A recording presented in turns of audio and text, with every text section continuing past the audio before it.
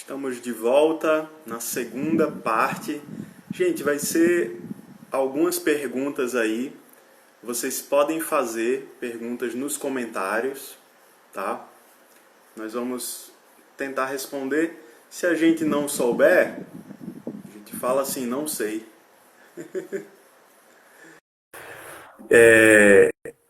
Sobre o tema, se Jesus morreu por todos. Fala, Rodrigo! Olha, gente, esse é o Rodrigo que está comentando aí.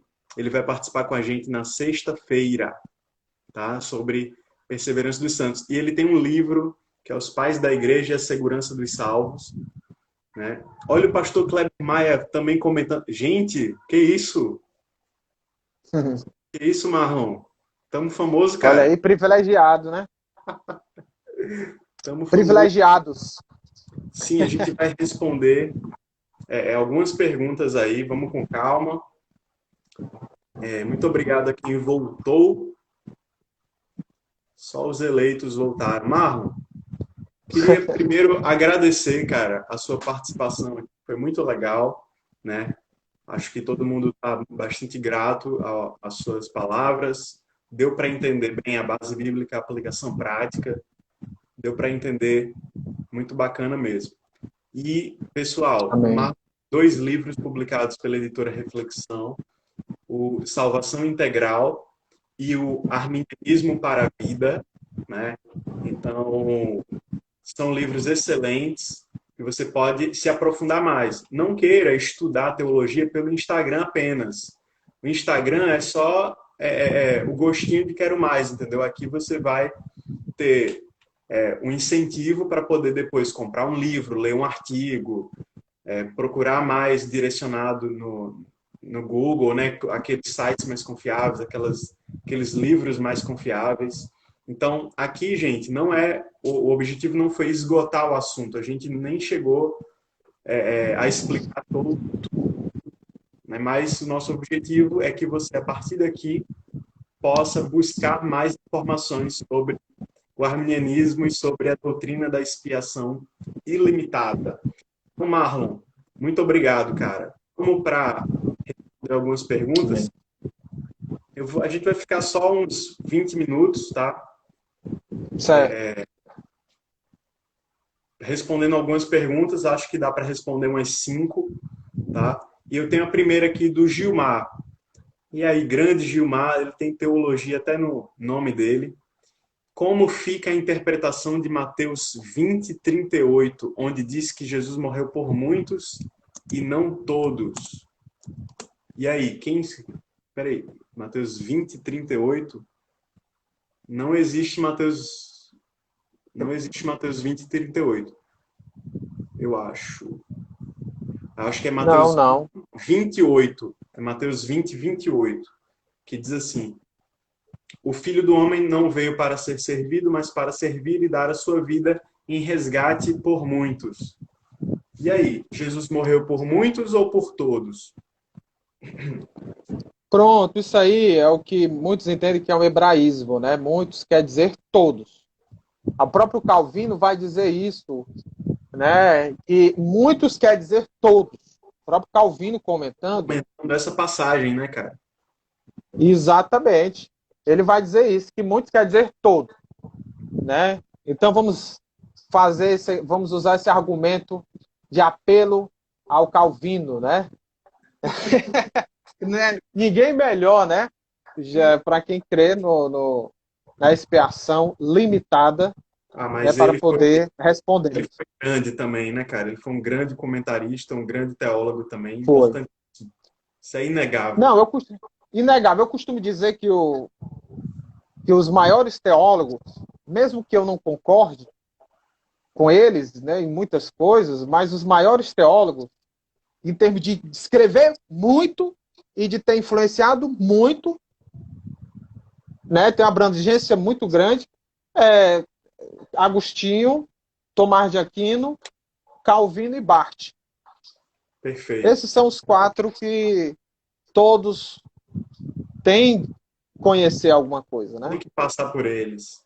Tem, E, tem. assim, eu gostaria só de acrescentar a sua resposta, é que, em termos lógicos, Muitos é o contrário de poucos, ou seja, muito significa uma grande quantidade.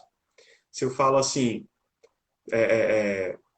na igreja tinha muita gente, eu posso estar me referindo que todos os membros estavam lá, né? Porque muitos não é o contrário de todos. Tipo assim, há muitos e não todos. Isso. Muitos pode significar todos em termos lógicos, né? Muitos é o contrário de poucos.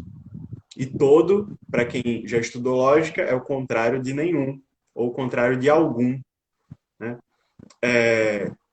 Então, muitos não é o contrário de todos. Então, esse argumento é um pouco bizarro porque ele tenta contrapor coisas que não são contraditórias, né? Há muitos e não Exatamente. todos. Mas, bom, muitos homens, quer dizer, todos os homens são uma grande quantidade de homens, ou seja, são muitos homens, né? Então, vamos para a próxima pergunta. O todos é em relação a pessoas, em unidade, ou, ou referente às nações? Tipos, isso a gente já falou na live, né? É, Depois a foi. gente, depois você, Arcanjo Rubens, grande arcanjo, caramba, a gente tá muito famoso nessa live. Depois você pode voltar aqui, cara, na live e assistir. A gente já respondeu essa objeção. O Você Isaac, até entrou, o Wellington Mariano entrou aí também. meu Deus do céu, Grande que abraço aí, responsabilidade. estamos. A responsabilidade muito grande. O Isaac é marmelada, o Isaac é arminiano. Se Deus demonstra seu amor para conosco pela morte de seu filho na expiação, isso significa na prática que os calvinistas só deveriam amar os eleitos e não a todos? Hum. Ah, sim, é uma alfinetada aí, né? Clássica. Eu É, achei que ele ia exatamente. O que ele alfinetar manda a gente. fazer vai.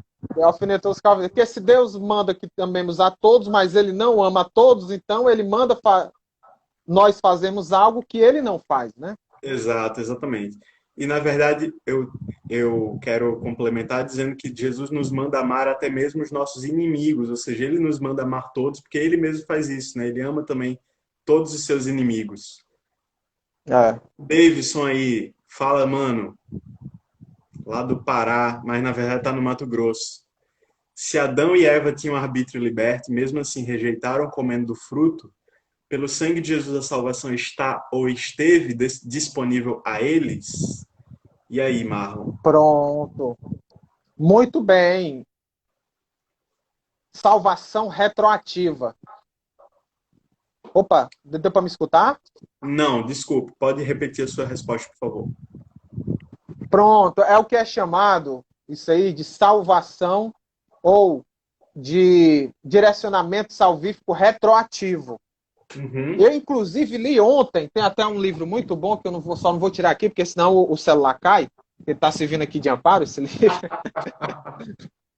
Que é um livro aqui, Fundamentos do Cristianismo, que é publicado pela Vida Nova. Todos têm que ler esse livro, viu? Porque é um resumo ecumênico do cristianismo. Vixe, ecumênico, meu Deus do céu, tem budista, tem muçulmano. Não, ecumênico sempre se refere a cristão, ortodoxo, firmado nos 4 credos ecumênicos. Ok, meus irmãos? Não confundam nunca, jamais, é um pecado confundir ecumenismo com pluralismo. E é até pecado você não ser ecumênico, mas tudo bem. Estou dando Olha, você está aqui, né, uma na minha alfinetada. live falando nessas heresias, hein? Vou expulsar você. Tô brincando.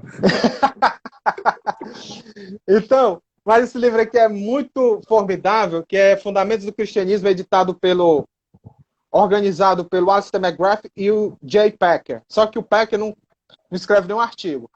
Escreve o Alistair McGrath, Christopher Wright, escreveu A Missão do Povo de Deus, muito bom pela Vida Nova. Tem o Gerald Bray também, que escreveu um livro de Teologia Histórica e de Interpretação Bíblica pela Vida Nova também. Então, são anglicanos bons. Os anglicanos são muito bons para unir as pessoas, né? Unir as correntes cristãs. Então, o livro é excelente. Exceto se você for um batista no século XVI. Bom Batista realmente. Aí eles não Tem os ficam puritanos, muito. os anglicanos. Exato, exato. Mas os anglicanos, pelo menos os anglicanos evangelicais, né? E até os anglicanos anglo-católicos, né? Podemos dizer, de certa forma, eles são mais abertos, né? Enfim, esse livro, o Alistair McGrath, que comenta o último capítulo, que escreve o último capítulo, ele fala dessa salvação retroativa. Que o sacrifício de Jesus cobriu também aqueles que tinham a fé em Deus, ou na lei, ou no questão de Melquisedeque, da ordem de Melquisedeque, né? Que sacerdote vai para todo mundo. Então, essa é a salvação retroativa, aplicação salvífica retroativa, que vai também para Adão e Eva, ok? E até Caim. Jesus morreu até por Caim, retroativamente. Perfeito. Eu queria mais perguntas, porque quando... Eu não estou conseguindo subir aqui. Deixa eu ver se eu consigo. Consegui. Foi mal. Vamos lá. Gente, peraí. Sou meio tapado aqui também com essas coisas. Não seria questão da expiação realizada e expiação aplicada? Não entendi essa pergunta, mas a gente falou um pouco sobre isso no começo da live, quando a gente definiu expiação, né? Deixa eu ver aqui outras boas perguntas. Só para quem chegou depois, Lucas, só para definir bem essa questão, só para repetir, a questão da expiação. Expiação ilimitada não quer dizer justificação e regeneração ilimitada. Com certeza. A expiação é uma coisa, justificação e regeneração é outra coisa. Eu aprendi isso de um calvinista, Millard Erickson, Teologia Sistemática, publicado pela Vida Nova. Outra pergunta do Jonas. Fala, Jonas. Obrigado pela sua pergunta e obrigado a todo mundo que está perguntando aí. Se a vontade de Deus é que todos se salvem, isso é verdade. Isso morte expia o pecado de todos, também é verdade. A resposta negativa de alguns não frustraria Deus? Pronto. Não, porque foi ele que estabeleceu assim. Né? Agora, se ele tivesse naquela expectativa e não tivesse domínio disso, ou não tivesse, digamos assim, tivesse uma expectativa tão grande que as pessoas crescem nele, mas ele não soubesse que as pessoas não poderiam crer nele, ele pega assim, vala meu, por eu mesmo, eu ia dizer, vala meu Deus, por eu mesmo, vala eu mesmo. Eu não sabia disso, que havia essa possibilidade de não corresponder a mim e tudo mais. Não. De certa forma, até respondi naquele comentário de que isso não frustra Deus e nem minimiza Deus. Porque Deus, ele não é um ser coercitivo. Né? Ele não é um ser que obriga as pessoas a amá-lo. É aquilo que eu falei, né? Se ele faz com que as pessoas o amem irresistivelmente, ele se torna fraco, né? Porque ele só vai ser amado porque ele muda a vontade das pessoas. Isso internamente, né? Não estou nem falando externamente, não.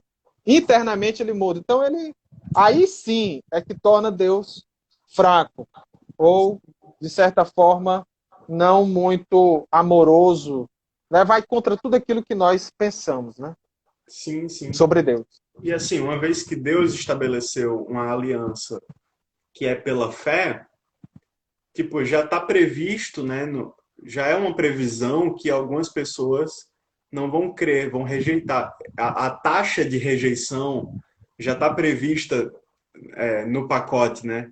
Então, Deus não está sendo pego de surpresa, ou o plano dele não vai ser frustrado, porque o plano dele já inclui essa taxa de livre rejeição de várias pessoas, né?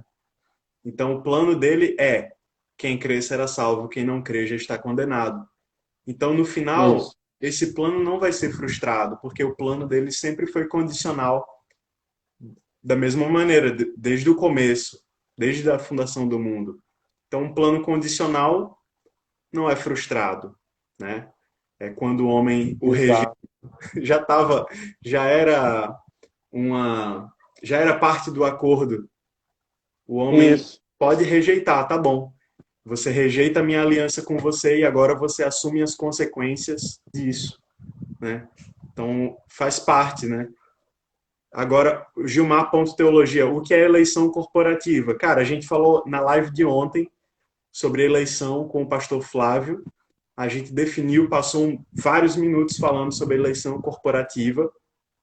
Mas rapidinho para você, se você não conseguiu assistir, eleição corporativa é um jeito de entender a doutrina da eleição que, diferente de uma eleição individual, que Deus elege individualmente cada pessoa,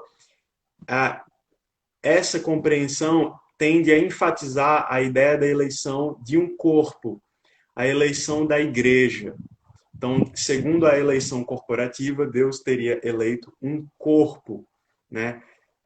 E um corpo primariamente, e indivíduos, sim, mas apenas enquanto eles estiverem identificados com este corpo eleito. Essa é a definição do Robert Schenck no livro Isso. Eleitos no Filho, né? Então, a eleição corporativa é a ideia de que Deus elegeu a igreja como um corpo, portanto, ligado à cabeça que é Cristo, e secundariamente elege todo aquele indivíduo que decide por fé, em resposta à graça de Deus, claro, entrar nesse corpo. Em uma frase, Deus elegeu a igreja. Se você está ou não na igreja, é um problema seu. Efésios 1:4. Basicamente é isso. Lá, lá, lá, vamos lá, todo mundo entrando aqui, deixa eu... Peraí. Passando. Tem diferença entre expiação obtida e aplicada? Pronto. Expiação obtida e aplicada. A expiação tem o seguinte, é uma expiação feita, uma expiação proporcionada, né, por Jesus e aplicada. Opa, travou de Peraí, novo. travou de novo, né? Fala, por favor, Pronto. na expiação obtida e aplicada.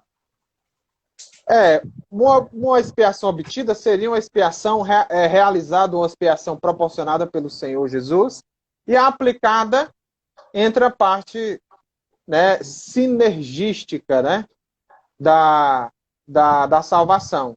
A parte monergista, realização da expiação, e a parte sinergista é a aplicação da salvação, que requer a vontade, as duas vontades, a de Deus, que é universal, e a do ser humano, que ele, pela graça de Deus, pode responder ou não, né, a salvação, né? Então, basicamente é isso.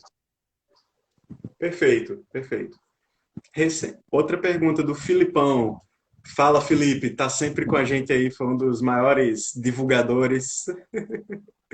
Obrigado, Felipe, pela pergunta. Recentemente, um influente pregador calvinista disse que Deus salvar mediante uma resposta humana é como se Deus estivesse jogando dados. Gostaria que o Marlon comentasse essa declaração. Então, ele quer que você comente, eu vou ficar calado. Você Não, acha que Deus salvar através da fé, né, humana é como jogar dados? não. Antes de eu fazer aqui um gracejo, eu quero dizer que eu tenho uma grande admiração pelos nossos irmãos calvinistas. Inclusive, eu vou lançar um livro, eu e o Vinícius, né? Estou dando um spoiler aqui, não sei nem se eu posso, hein? Mas vamos lá. Aqui você pode falar tudo o que você quiser. Mas eu vou dizer só que eu e o Vinícius, nós vamos lançar um livro com dois irmãos calvinistas, de um evento que nós já fizemos,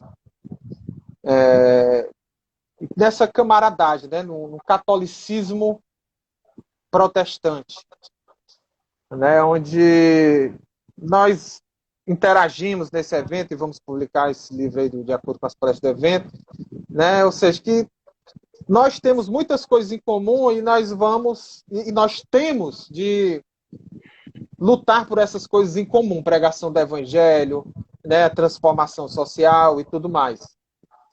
Sim. Mas nessas coisas de soteriologia, nós vamos divergir. Mesma coisa na questão de escatologia. Nós temos divergências. Por exemplo, o Lucas aí é preterista parcial, né, também, ou está namorando, não sei como é que está o compromisso dele. Olha aí. Mesma coisa nós com os futuristas, né? Mesma coisa que quem é pedobatista com quem é credobatista. Então sempre vai haver isso, né? Sim. Sempre, sempre, sempre. Eu particularmente gosto muito, estou amando esse cara.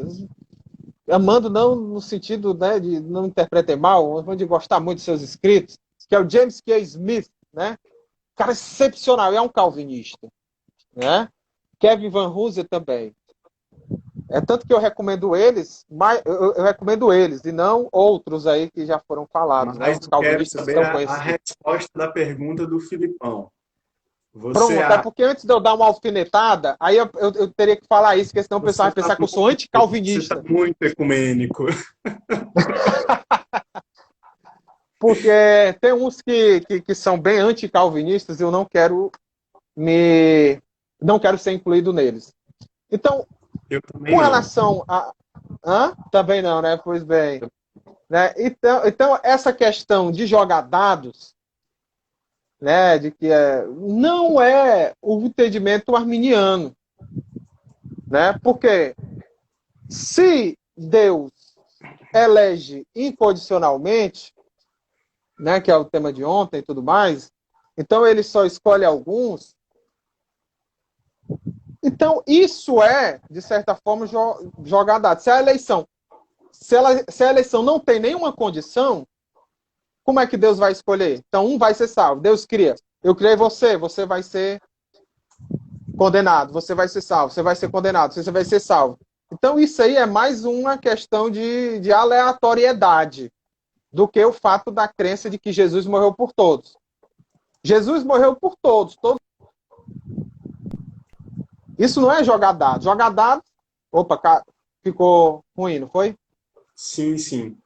E olha só, eu queria complementar a sua resposta, porque o próprio Sproul, no livro Sola Gratia, né, diz o seguinte: Sproul, no livro Sola Gratia, diz o seguinte: parece que nossa eleição, e ele é calvinista, tá? Parece que nossa eleição é o resultado de uma loteria cega e frívola. Se somos eleitos, então é só porque temos sorte. Deus tirou nossos nomes de um chapéu celestial. Os calvinistas geralmente não gostam de falar de sorte. Em vez de desejar boa sorte, preferimos dizer bênçãos providenciais. Ainda assim, se devemos falar de qual foi nosso dia de sorte, marcaríamos aquele dia na eternidade quando Deus decidiu nos escolher. Então, eu diria para esse pastor calvinista, segundo um dos maiores calvinistas, é o calvinismo que é o resultado da sorte, não o arminianismo. O arminianismo é uma aliança de amor que Deus estabelece com os homens, não é sobre incondicionalidade aleatória. E como o próprio Sproul diz, uma loteria cega e frívola. Eu não acredito que Deus nos elegeu com base na sorte, mas nos elegeu com base na nossa posição em Cristo. Exatamente, Lucas. E só finalizando essa parte aqui, né, que vai ao encontro dessa questão de jogar dados, que não é muito adequado, né? Os calvinistas mais ferrenhos, eles dizem que nós, enquanto eles creem na tulipa, né, nós cremos na margarida, né, bem me quer, mal me quer. Mas se quem crê numa margarida é quem crê no entendimento de uma eleição incondicional, onde Deus diz: eu te quero, eu não te quero. Eu te quero, eu te escolho, eu não te escolho. Eu te escolho, eu não te escolho. Isso aí que é uma margarida, né? Então, claro, por isso que eu fiz essas brincadeiras cômicas, né? Jocosas, de certo sentido. Mas antes eu digo, por isso que eu disse que antes eu admiro muitos calvinistas. Mas olha só, prosseguindo aqui, e a gente vai para a nossa última pergunta, então. Eric John, Certo. o que é, como funciona e em que momento entra em ação a graça preveniente na vida de uma pessoa?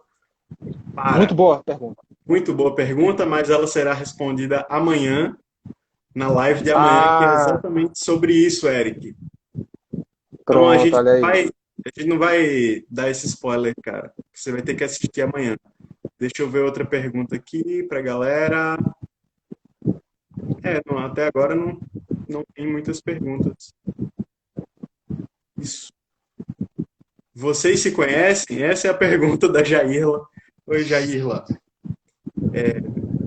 Pergunta se a gente se conhece pessoalmente desde 2015, né, Marlon? Mas desde 2013 Isso. ou 12 pelo Facebook, o Facebook, no grupo Arminianismo, sempre lá cooperando um com o outro. E a gente se conhece pessoalmente desde 2015 na Conferência Graça Livre, quando o Marlon foi pregar lá na Conferência Arminiana que eu organizei na minha cidade, João Pessoa. Isso. Né? E aí hoje eu moro em Fortaleza, que é justamente a cidade onde ele mora, e eu já fui lá dele ministrar. Então é um amigo muito querido e sempre muito bom a gente fazer papo, e quando esse papo é em conjunto com vocês, com a interação de vocês, fica ainda mais legal. Inclusive a Jairla, eu acho que eu tenho uma aluna chamada Jairla no Stadec, Seminário da Assembleia de Deus, Tempo Central. Não sei se é ela. Se for ela aí, manda um abraço aí, que inclusive já para ter aula, 7 horas. Ah, não, 7h30. Eita, então vou te Não, mas liberar. parece que foi cancelado. Parece que foi cancelado aqui, mandaram um aviso. Hoje é feriado aqui. Não sei se é em todo mundo. Ou em todo mundo não, em todo o Brasil, né? É ela mesmo, tá? É ela, pronto, olha aí. Olha Mais aí. um. Estaríamos aqui na sala daqui a 10 minutos, mas parece que foi cancelado mesmo. Gente, queria agradecer a você, Marlon, né, pela sua paciência em caminhar uma segunda milha, e eu diria uma segunda live comigo, né? A gente tá 1h30 aí de live, foi muito especial, foi um tempo muito massa, e eu queria desde já convidar todo mundo que está aqui, essas 50 pessoas, a certinho, todos juntos, estarem amanhã na nossa live com o pastor Vinícius Couto, que é um parceiro, assim, também, né? Pastor da Igreja do Nazareno, professor, diretor de seminário, autor de 1 milhão de livros, que ele, eu não sei como ele consegue ter tanto tempo para publicar. Mas, assim, é uma máquina o Vinícius. E o que você poderia falar sobre o Vinícius aí para a gente, Marlon? Para divulgar para a galera a live de amanhã. Que vai ser sobre graça, hein? Vinícius é fenomenal. Vinícius, eles, como você falou, ele é praticamente um Alistair McGrath de escrita, que o Alistair McGrath ele lança 5 livros por ano. O Vinícius tá nesse caminho aí, né? Ele agora já vai aí concluindo o seu doutorado, né? Inclusive tá pesquisando sobre Armínio. Ele lançou um livro de cosmovisão onde reuniu muitos arminianos na escrita do livro. Recomendo esse livro aí também de cosmovisão. Eu recomendo os livros dele que ele vai dizer amanhã sobre o Wesley. Né? Enfim, o Vinícius é um dos grandes teólogos do Brasil. E, na minha opinião, o Vinícius é o maior teólogo wesleyano no Brasil. Olha aí. Fica o convite do Marlon e também o meu convite para vocês estarem amanhã. Então é isso, pessoal. Foi um prazer. A live ficará salva no meu Instagram TV. Participem do sorteio que está no meu Instagram. Curtam minha página nova, Graça Generosa. Muito obrigado, Marlon. Cheiro, meu Nada. querido. A Que gente se vê agradeço. nas estradas arminianas da vida. E um abração. Até mais, pessoal. Obrigado por terem assistido até aqui. Valeu. Deus abençoe a todos.